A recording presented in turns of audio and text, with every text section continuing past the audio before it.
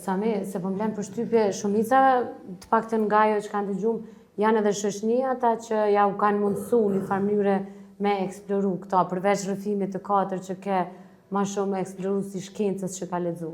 Tash, në kushte normale të psikoterapisë grupore, këta tash na empatizojnë me historinë e secilit. Do të thotë tash djemt si ishin ndihen historinë e djalit tjetër. Mirë po, më lejoni të theksoj te faktori kuriozitet.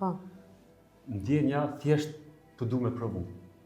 Thjesht të du më ndi ndryshe. Mirë po, na e dim që ajo substanca afekton jo vetëm trupin, por edhe trurin, mendimet e sjelljen. Edhe vazhdimisht shpeshtimi i përdorimit e krijon një programim në ciklin psikologjik dhe biologjik, gjë që është e pamundur tani të largohesh nga përdorimi i substancës, për arsye se ti patjetër se kemi rrit dozën për të ndjerë efektin e njëjtë. Edhe këto është prapë kur ne po them gabimi edhe i personit, i djemve në këtë rast, të mos kërkimit ndihmë, mirë po edhe te gabimi edhe i familjes, po edhe i komunitetit. Do thotë këtu duhet me theksu rolin dhe rëndësinë e komunitetit. Faktikisht, komuniteti jon duhet të informohet më shumë, të edukohet më shumë, të gjykojë më pak, të paragjykojë dhe të stigmatizojë më pak.